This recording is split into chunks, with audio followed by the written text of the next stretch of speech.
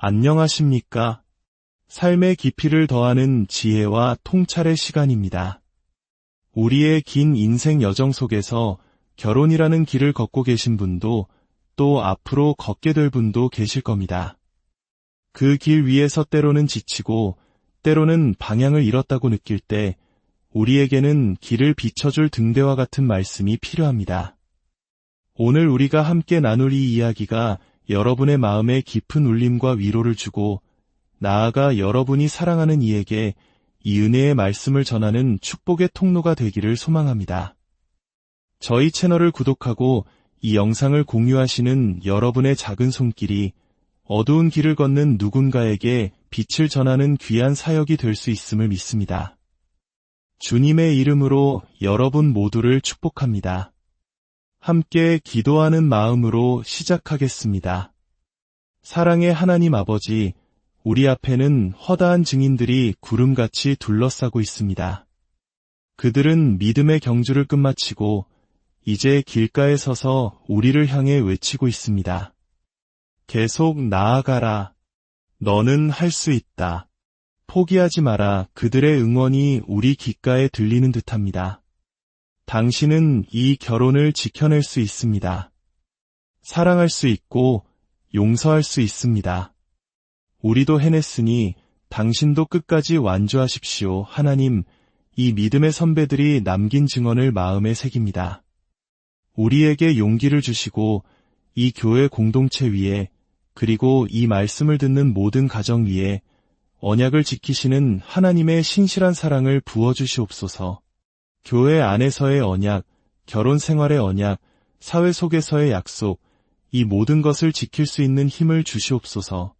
당신께서 십자가에서 죽으심으로 영원한 언약을 확증하신 것처럼 우리도 우리의 약속을 굳건히 지키게 하옵소서. 예수님의 이름으로 기도합니다. 아멘. 여러분, 결혼이란 무엇일까요? 에베소서 5장 32절은 결혼이 그리스도와 교회의 관계를 보여주는 하나의 모형이라고 말합니다. 이 말씀의 의미를 우리는 아무리 강조해도 지나치지 않습니다.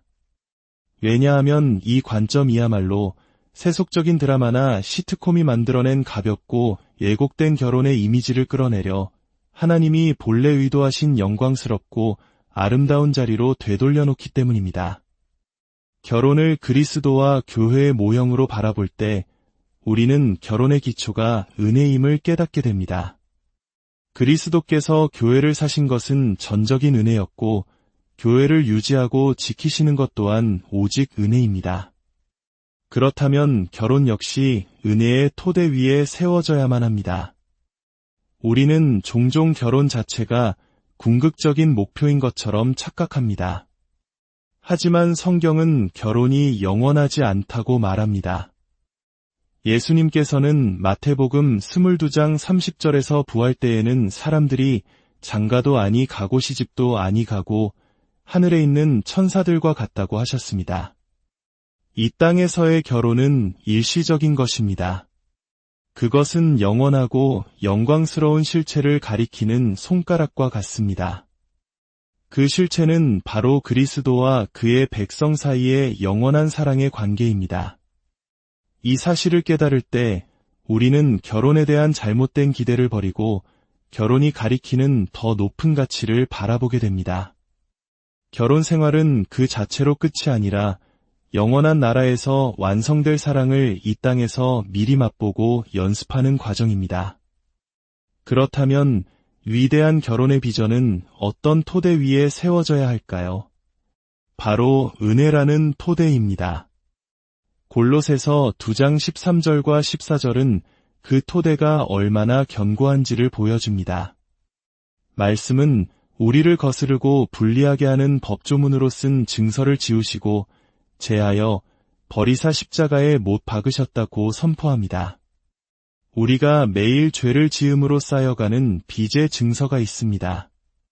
그 증서는 우리를 끊임없이 고발합니다. 그런데 하나님께서는 그 증서를 십자가에 못 박아 무효로 만드셨습니다. 여러분, 나무에 박힌 못이 죄를 용서할 수 있습니까? 그럴 수 없습니다. 이 말씀의 진정한 의미는 그못이 바로 예수 그리스도의 손과 발을 꿰뚫었다는 것입니다. 본래 나의 손과 발이 꿰뚫려야 할 그 자리에 하나님의 아들이 대신 달리셨습니다. 그분의 피로 우리의 모든 빚이 청산된 것입니다. 이것이 바로 우리가 믿는 복음의 핵심이며 모든 그리스도인 부부가 서 있어야 할 유일한 반석입니다.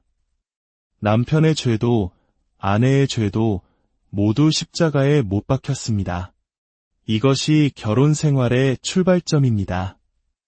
이 수직적인 은혜, 즉 하나님으로부터 우리에게 내려오는 용서와 칭의의 은혜를 깊이 경험할 때 우리는 비로소 수평적인 관계 속에서 그 은혜를 흘려보낼 수 있습니다.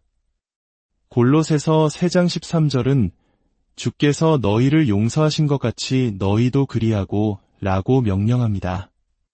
하나님께 받은 용서가 너무나 크고 감격스러워서 그 기쁨에 압도되어 배우자를 향해 용서의 손을 내밀게 되는 것. 이것이 바로 은혜로 사는 결혼의 모습입니다. 어떤 분들은 이렇게 물을지도 모릅니다. 왜 결혼에 대해 이야기하면서 낭만이나 즐거움보다 용서와 인내 같은 무거운 주제를 강조하느냐고 말입니다. 여기에는 3가지 중요한 이유가 있습니다. 첫째, 결혼 생활에는 언제나 갈등이 존재하기 때문입니다. 우리 모두는 죄인이기 때문이며 서로 다른 개성과 특이함이 때로는 서로를 불편하게 만들기 때문입니다. 이런 갈등을 다룰 지혜, 즉 용서와 인내의 기술이 없다면 관계는 무너질 수밖에 없습니다. 둘째, 용서와 인내라는 힘들고 거친 작업을 통해 죽었다고 생각했던 애정이 다시 피어날 수 있는 공간이 마련되기 때문입니다. 언약을 지키려는 노력이 관계의 안전한 울타리가 되어줄 때 그 안에서 사랑의 감정이 기적처럼 다시 살아나는 놀라운 경험을 하게 될 것입니다. 셋째, 2명의 불완전하고 결점 많은 사람이 오직 예수님을 의지하며 고난의 풀무불 속에서 평생의 신실함을 지켜낼 때 하나님께서 가장 큰 영광을 받으시기 때문입니다. 하나님은 우리의 완벽함이 아니라 우리의 연약함 속에서 신실함을 지켜나가는 모습을 통해 영광 받으십니다. 물론 제가 지금 드리는 말씀이 모든 상황에 대한 해결책은 아닙니다. 폭행, 외도, 아동학대, 중독과 같은 극단적인 죄악들은 인내의 한계를 넘어섭니다. 그것은 죄를 돕는 행위가 될 수 있습니다. 이러한 문제들은 별도의 지혜와 결단이 필요하며 때로는 구속적인 분리가 요구될 수도 있습니다. 하지만 오늘 저는 수많은 가정이 그 벼랑 끝으로 가지 않도록 혹은 이미 벼랑 끝에 서 있다면 돌이킬 수 있도록 돕는 관계의 기초를 세우고자 합니다. 인생의 주된 싸움, 그리고 결혼 생활의 주된 싸움은 바로 그리스도의 인격과 사역, 즉 복음을 진정으로 믿는 것입니다. 여기서 믿는다는 것은 단순히 동의하는 것을 넘어 그 복음을 신뢰하고 품에 안고 소중히 여기고 내 삶의 전부를 거는 것을 의미합니다. 그리스도가 나의 생명이요 십자가가 나의 소망이며 나의 기쁨의 원천이 될 때 우리는 그 샘에서 길어올린 사랑으로 배우자를 사랑하고 용서할 힘을 얻게 됩니다. 이제 골로새서 3장 12절로 가보겠습니다. 바울은 복음이라는 거대한 토대 위에 우리가 어떤 삶을 살아야 하는지를 아름답게 그려냅니다. 그는 우리가 입어야 할 영적인 옷에 대해 이야기합니다. 그런데 그 옷을 설명하기에 앞서 우리가 누구인지를 3가지 놀라운 정체성으로 먼저 선언합니다. 그러므로 너희는 하나님이 택하사 거룩하고 사랑받는 자처럼 우리가 입어야 할 옷을 알기 전에 우리가 누구인지를 먼저 알아야 합니다. 당신은 바로 하나님이 택하신 자, 거룩한 자, 사랑받는 자입니다. 첫째, 택하신 자. 창세 전에 당신이 존재하기도 전에 하나님은 당신을 자신의 소유로 선택하셨습니다. 이 진리는 우리에게 흔들리지 않는 안정감을 줍니다. 로마서 8장 33절에서 바울은 외칩니다. 누가 능히 하나님께서 택하신 자들을 고발하리요. 당신이 하나님의 선택받은 자녀라는 사실은 그 어떤 정죄도 이겨낼 힘을 줍니다. 둘째, 거룩한 자. 이것은 우리가 도덕적으로 완벽해졌다는 뜻이 아닙니다. 하나님께서 세상의 무리 속에서 우리를 건져내어 너는 내 것이라고 구별하셨다는 의미입니다. 우리는 그의 특별한 소유, 그의 가족, 그의 신부가 되었습니다. 우리는 이미 그리스도 안에서 거룩한 신분을 얻었습니다. 이제 그 신분에 합당한 삶을 살아가는 것, 즉 거룩해져가는 것이 우리의 과제입니다. 셋째, 사랑받는 자. 하나님은 우리가 아직 죄인 되었을 때에 그의 아들을 우리를 위해 내어주심으로 자신의 사랑을 확증하셨습니다. 남편 여러분, 아내 여러분, 이것이 여러분의 삶의 중심이 되어야 합니다. 나는 하나님께 택함받았고 구별되었으며 무조건적인 사랑을 받는 존재라는 사실을 매일 되새기십시오.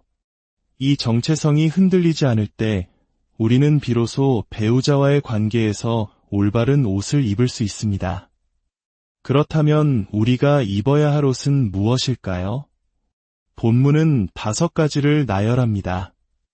긍휼과 자비와 겸손과 온유와 오래 참음을 옷 입고, 저는 이것을 3쌍으로 나누어 설명하고 싶습니다. 각 쌍은 내면의 상태와 그것이 겉으로 드러나는 행동으로 이루어져 있습니다.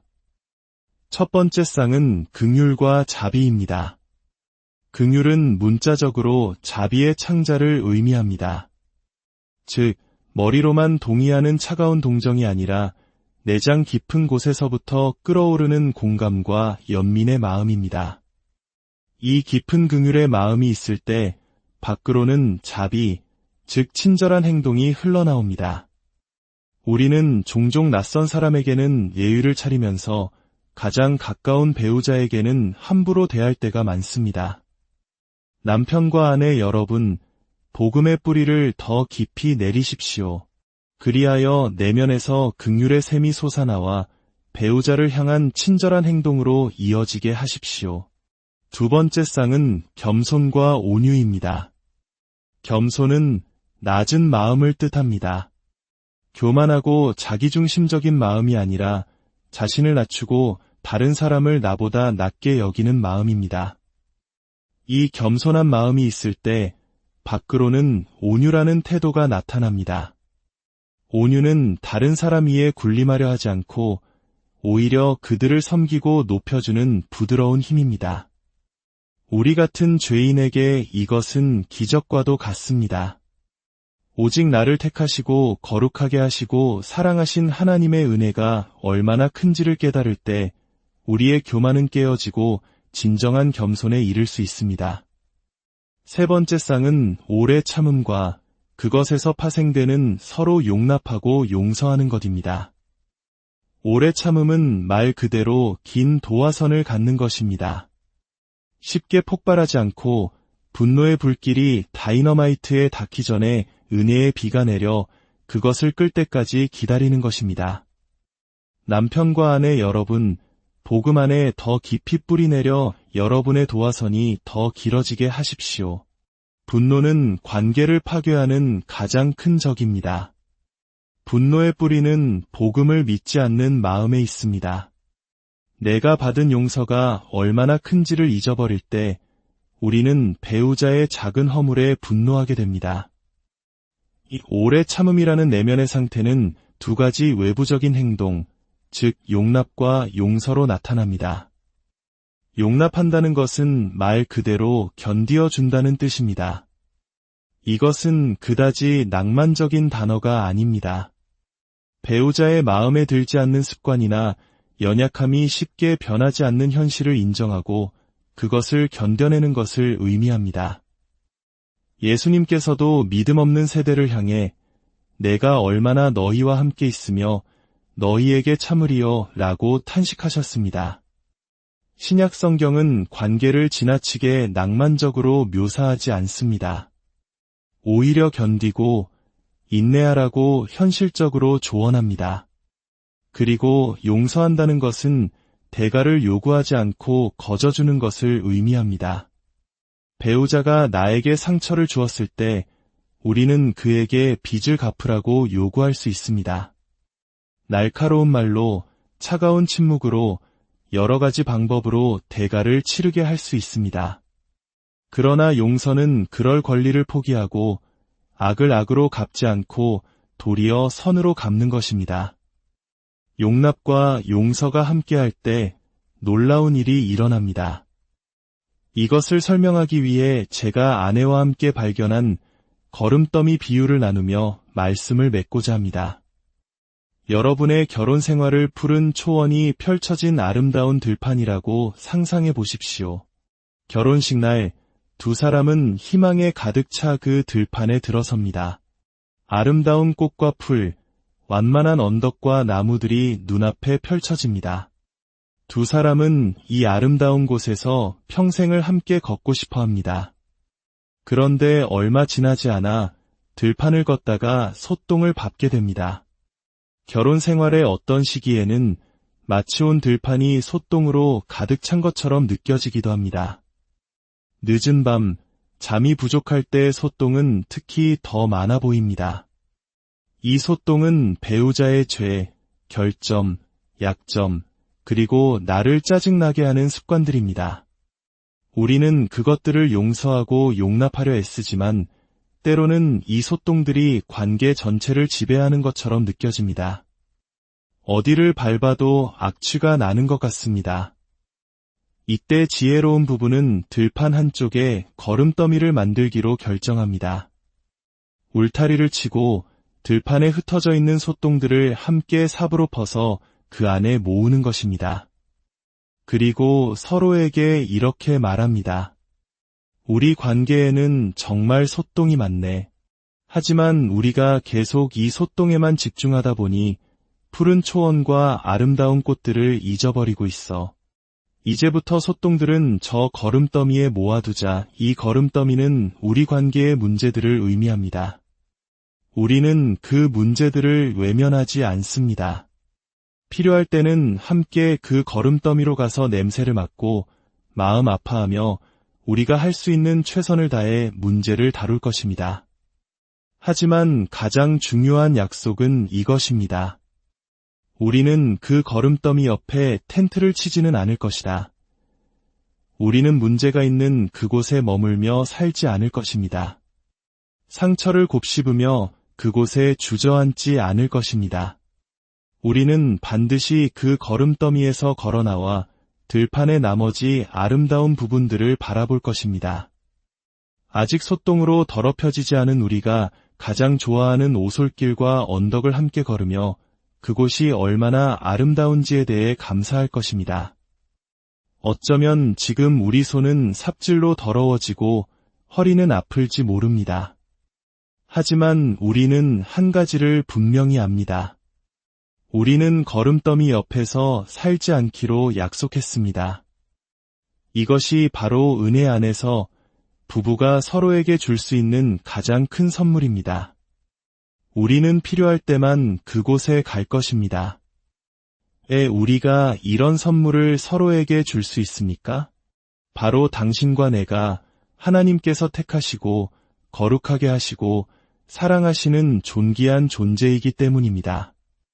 은혜로우신 아버지 하나님, 오늘 나눈 모든 말씀은 오직 주님의 기적적인 은혜로만 이루어질 수 있음을 고백합니다. 이 시간 간절히 구하오니 저와 제 가정을 위해, 이 교회 공동체를 위해, 그리고 이 말씀을 듣는 모든 이들을 위해 그 은혜를 부어주시옵소서. 우리가 하나님의 사랑받는 자, 거룩한 자, 택함받은 자임을 깊이 깨닫게 하사 그 뿌리에서 긍휼과 겸손과 오래 참음의 열매가 맺히게 하옵소서. 그리하여 우리의 가정 안에서 서로를 용납하고 용서하는 삶을 통해 그리스도와 교회의 아름다운 사랑을 세상에 증언하게 하여 주시옵소서. 우리 주 예수 그리스도의 이름으로 기도